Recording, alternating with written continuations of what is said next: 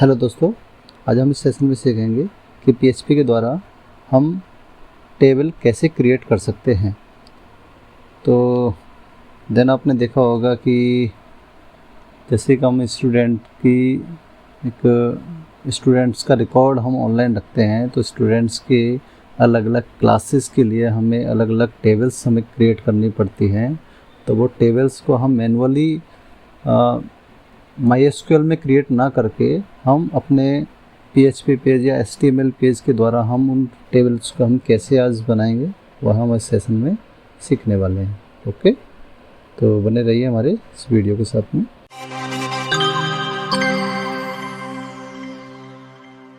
सबसे पहले हम एक HTML का कोड हम यहाँ पर लिखेंगे। देन कोड हम यहाँ टाइटल दे देते हैं जनरली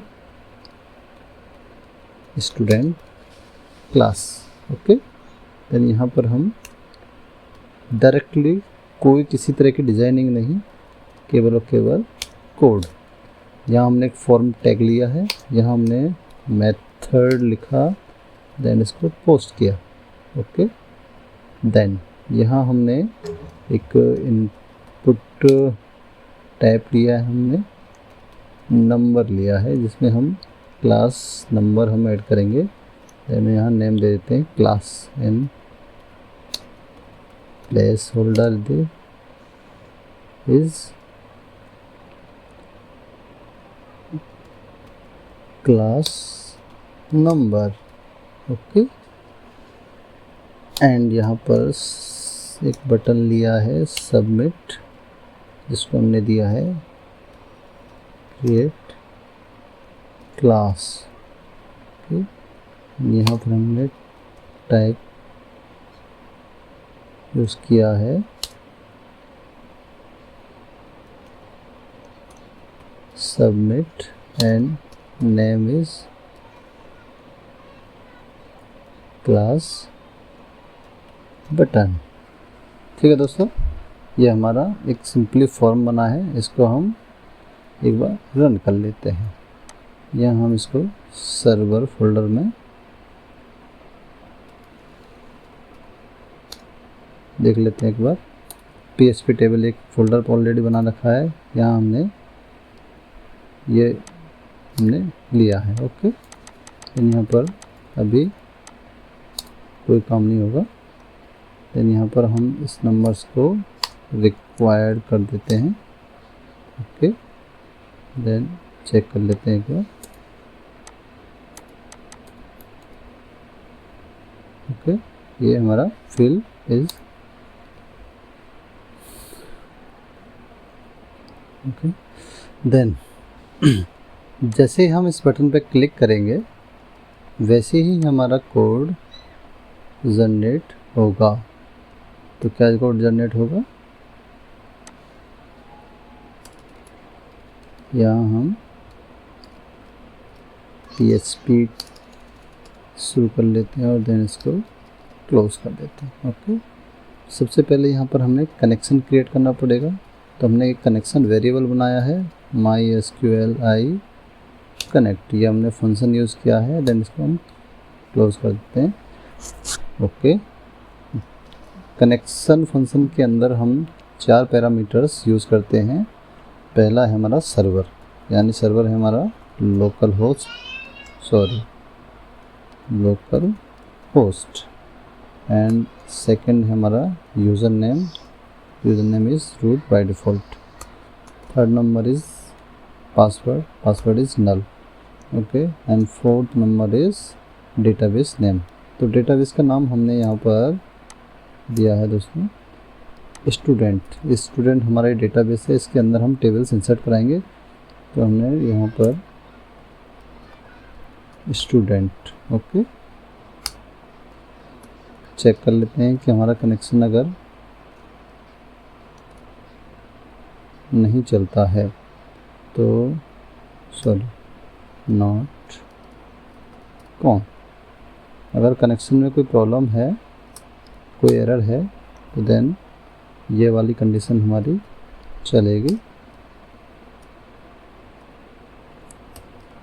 और यहाँ हम एरर यूज़ करेंगे, सॉरी MySQL आई। ओके, देन यहाँ पर हम जो कनेक्शन वेरिएबल है इसको कॉल करें, ठीक है। देन यहाँ पर अगर कनेक्शन इंस्टेब्लिश है तो देन हमारा ये वाला कोड चलेगा।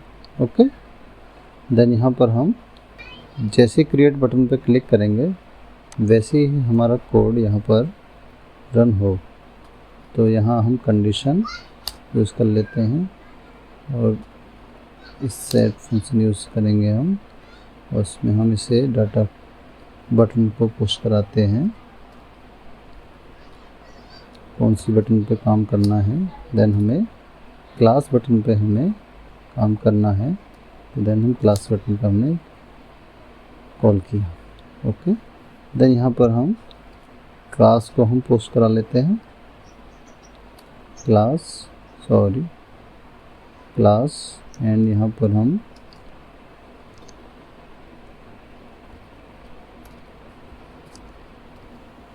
पोस्ट, और यहाँ पर हम ये जो हमने क्लास नाम दिया है इनपुट टेक्स्ट को, यहाँ पर इसको हम और कर लेते हैं। ओके, देन हम पहले इको करा लेते हैं, चेक कर लेते हैं कि हमारा सब कुछ ओके है। देन यहाँ पर हम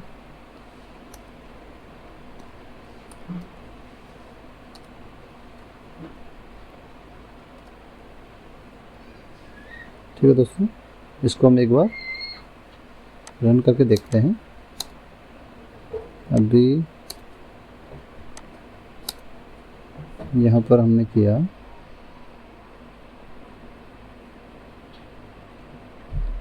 1, देन 1 हमने किया ओके, ये हमारा इको हो गया। तो देन हमारा एक कोड चल रहा है, ठीक है दोस्तों। तो इको हमारा हो गया यहाँ तक कोड। देन यहाँ पर हम इंसर्ट टेबल हम कोड यूज़ करेंगे। तो इसके लिए हमने वेरिएबल बनाया है इंसर्ट टेबल। देन इसको हमने यहाँ पर इंसर्ट टेबल का क्वेरी हम इसमें लिखेंगे। दूसरा हमने इसको जो हम क्वेरी लिखेंगे उसको रन करने के लिए हम रिजल्ट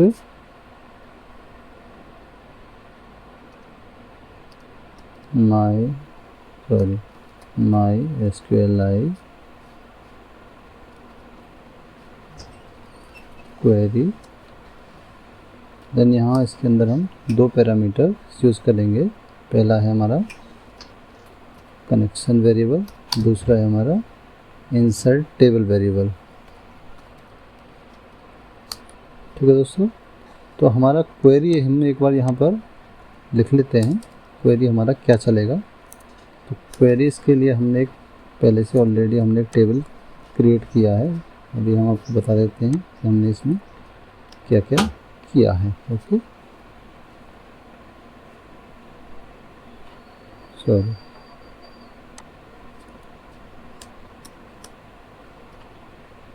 जी। तो देखिए दोस्तों, यहाँ हमने क्रिएट टेबल किया है और देन यहाँ पर हमने क्लास टेबल हम बना रहे हैं। तो क्लास टेबल हमारी क्या है, देन यहाँ जो पोस्ट क्लास जो क्लास पोस्ट होकर आएगी उस क्लास के नाम से हमारा ये क्लास हमारी क्रिएट होगी। और इस क्लास के अंदर हमने 6 कॉलम्स हमने इसमें लिए हैं, ID, roll number, student name, father name, mobile number and address. इनको हमने डेटा टाइप हमें दे दिया है।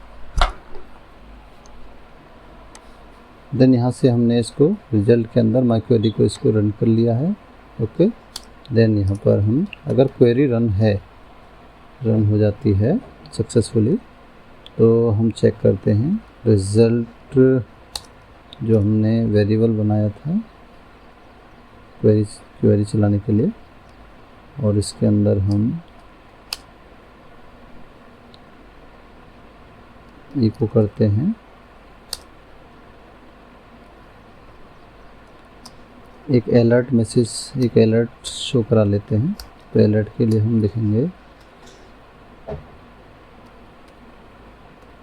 Script sorry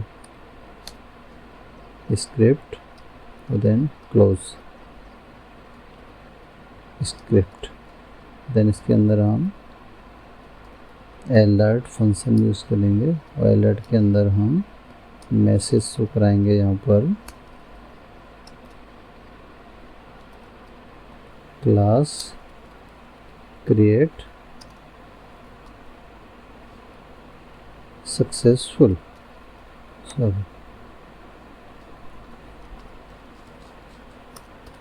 table create successful for class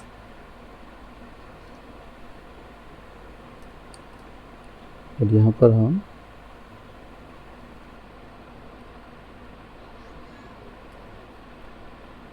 अपने इस क्लास वेरिएबल को हम यूज़ कर लेते हैं। ओके,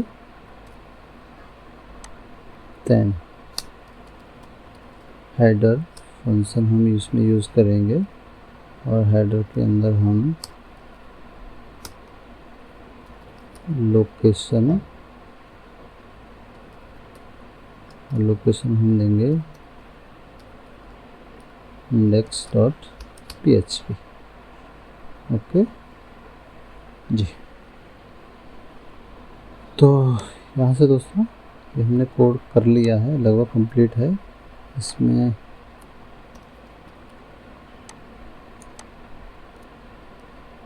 इसमें हम दूसरी कंडीशन यूज़ करते हैं एल्स, देन यहाँ हम इको कर देते हैं एरर। ओके, देन पुनः एक बार यहाँ से हमने जैसे ही क्लास ऐड किया, सपोज 6, तो 6 क्लास ऐड करते ही हमारा क्लास अभी हम इस हेडर को हटा देते हैं, हेडर क्योंकि हमारा जो स्क्रिप्ट है वो स्क्रिप्ट को रन नहीं हो पा रही है इसलिए। तो देन हम यहाँ पर देखिए मैंडेटरी फील्ड है, इसको फील्ड ऐड करना ही है। देन यहाँ पर हम क्या करेंगे, 7th क्लास को ऐड कर लेते हैं। देन 7th क्लास ऐड करने के बाद okay, then table create successful for class 7th। Okay ठीक है दोस्तों, तो यहाँ पर हम एक बार चेक कर लेते हैं जाकर।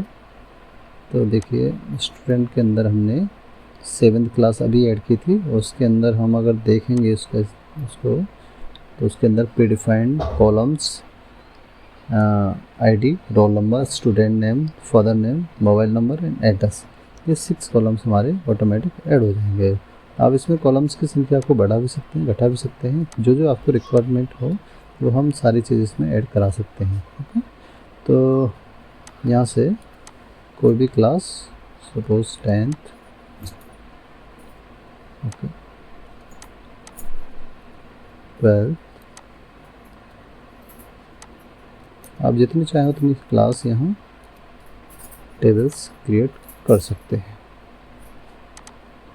तो आज के सेशन में बस इतना ही, मिलते हैं अगले टॉपिक के साथ। Thank you.